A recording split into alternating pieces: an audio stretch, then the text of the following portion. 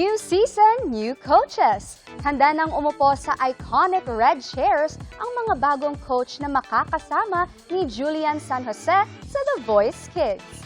Kilalanin natin kung sino-sino sa chika ni Miss Aubrey Carampel.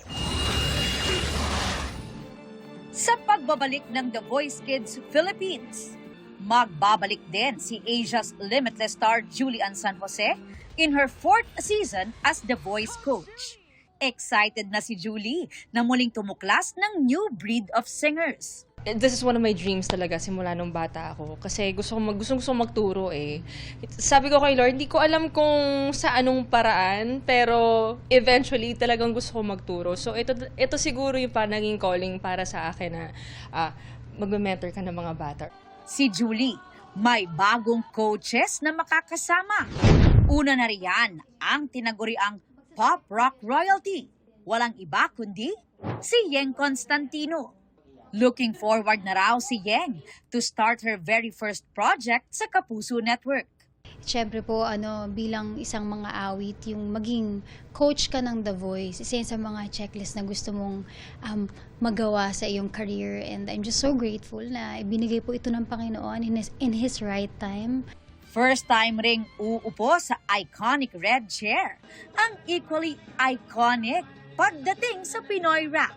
Andito na si Glock 9. Siguro kahit tawag nila sa akin coach dito, I'm sure marami akong matututunan sa aking mga fellow coaches, syempre si Julie, si Yeng, and yung mga ma-encounter at ma-meet namin ng mga batang singers, and I'm sure marami kaming matututunan sabay-sabay. Ang new set of coaches, handa na ring magbahagi ng kanilang talento at kaalaman sa mga batang mga awit bilang kanilang mentors. Pero ano nga ba ang mga katangian ng mga batang mga awit ang hanap nila at makapagpapaikot sa kanilang mga upuan? Ako gusto ko po talaga yung something unique. Yun po talaga yung may identity pagdating sa perform. Tapos gusto ko po yung marubdob kumanta. Yung marubdob. Yung Kuya Glock.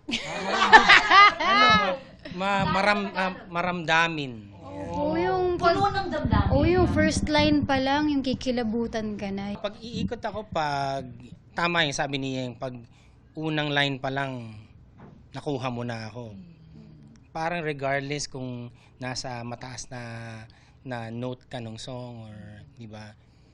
And siguro, alam mo naman, unang timbre pa lang ng pagkanta. Dahil ika-4 na taon na ni Julie sa The Voice, may ilang tips daw siyang nais ibahagi sa kanyang fellow coaches. Ako may advice ko lang sa mga bago nating coaches, kay Kuya Glock at kay Yeng. Be ready kasi mind, heart, and soul talagang apektado ka eh. As in, it's a great experience pero nakakakaba, but at the same time, paglalaroan niyo yung emotions mo, especially that we're dealing with kids. Abangan ang new season of The Voice Kids soon sa GMA. Aubrey Carampel, updated sa showbiz happenings. And that's my chika this Thursday night. Sa ngalan ni Iya Arellano, ako po si Cheska Fausto.